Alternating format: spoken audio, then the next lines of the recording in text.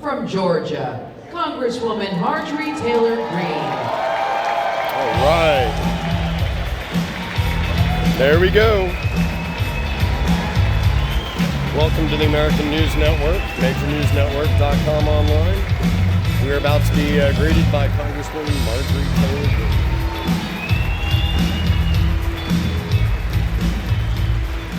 Thank you. There she is. Well, welcome back to Maryland, CPAC.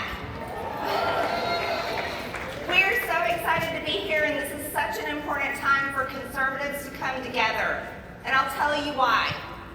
The left has told us something that should put fear in the heart of every parent, and not just parents, every single person. They said they're coming for our children. I don't know about you, but when it comes to kids, I think the Republican Party has a duty.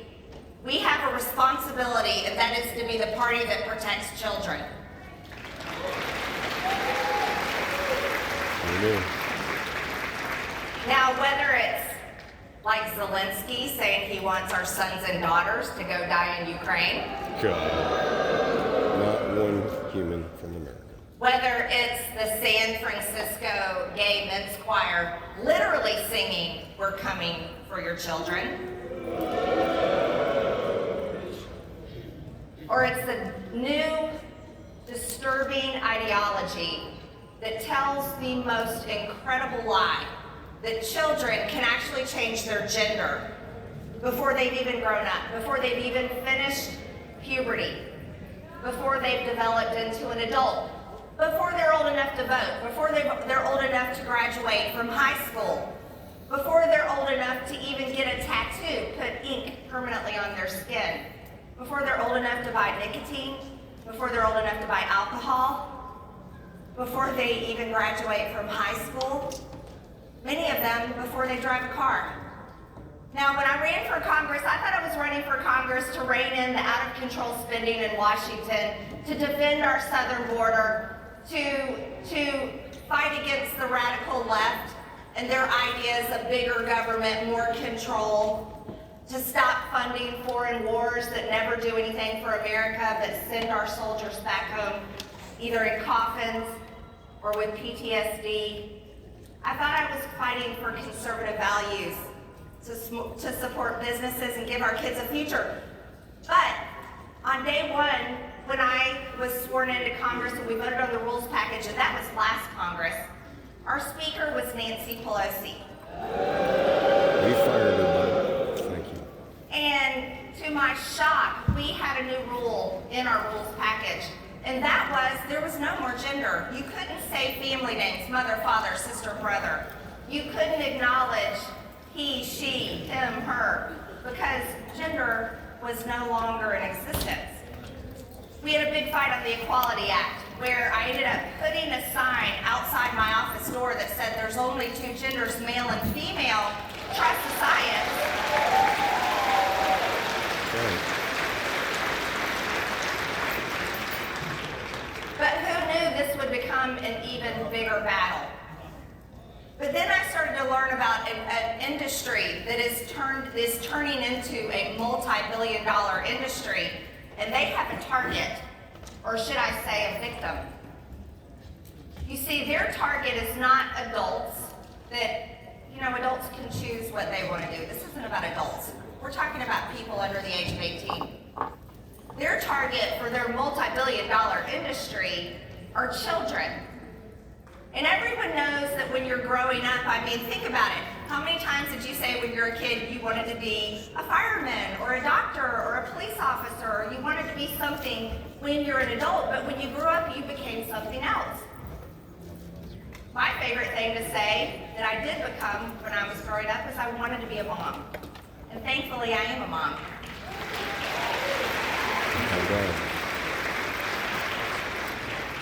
But the victims of this industry are kids. And these are kids who are confused about who they are. And they're confused about who they are because of what they're seeing on the internet, what they're seeing on social media.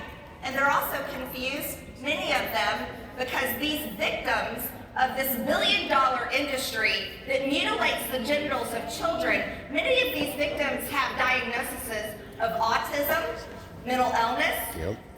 They have depression, they have anxiety, they have psychosis. Many of them live in foster care, so they already have lived lives of abuse. And these victims come in thinking they're going to find happiness and they're going to find security in their identity because they think they can change their gender. These boys think they can become girls. These girls think they can become boys. But you want to know what's happening to them?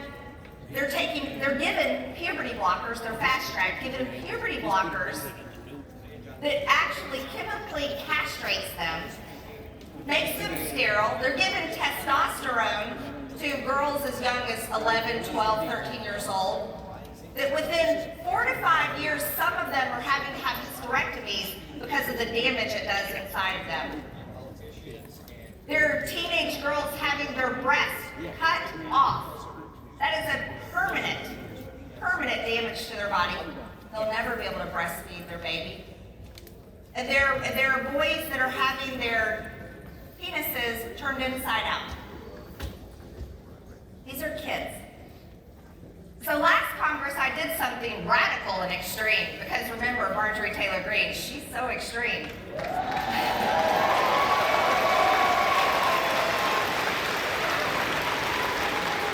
I introduced a bill called the Protect Children's Innocence Act. Protect Children's Innocence Act. And let me tell you my great news this morning, ladies and gentlemen. It couldn't pass last Congress because, like I said, Nancy Pelosi was the Speaker of the House, and she doesn't believe in gender at all. But we have a new Speaker in our Republican majority in the House of Representatives. And I'm going to be introducing my bill, the Protect Children's Innocence Act, that will make it a felony to perform anything to do with gender-affirming care on children.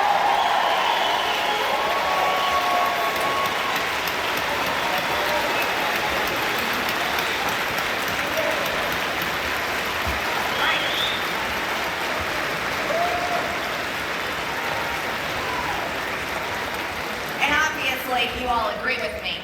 But it's not just conservative Republicans that agree with this. This isn't a right-wing extremist idea, everyone, that we should protect children from making a horrible mistake, because many of these kids do realize it's a mistake and they hate what they've done to themselves.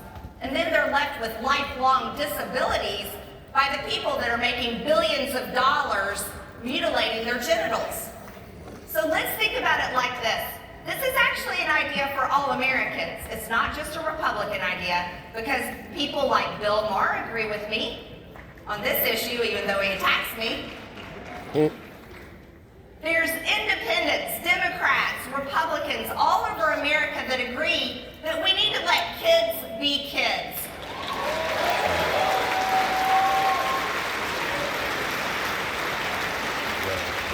And while I'm still committed to saying no money to Ukraine, and that country needs to find peace, not war. That's right.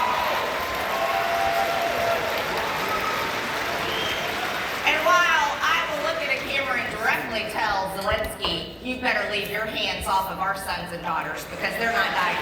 That's right. Amen to that. I will also inform the lion that looks to devour, and that lion is looking to devour our children, that our God is bigger. And our God is the God that created us, man and woman, in his image he created us. And our God is the God that created our children. And because of him, we will get this bill passed, and the Republican Party will be the party that protects children from such an evil that I cannot believe it exists in this time. Thank you so much, everyone. Listen, call to action. Call to action. I'm introducing my bill next week. Call every single member of Congress and tell them to get on the Protect Children's Innocence Act. Thank you so much to Matt Schlapp and CPAC for endorsing my bill.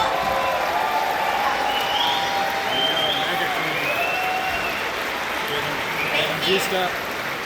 Thank you so much, guys. Well, you just heard Congresswoman Marjorie Taylor Greene. And we've got to protect our children from newborn babies all the way up into the young men and women that are fighting in the armed forces. The big important message here is that we shouldn't donate one of our children to the war. And today I want to share some words of wisdom. The words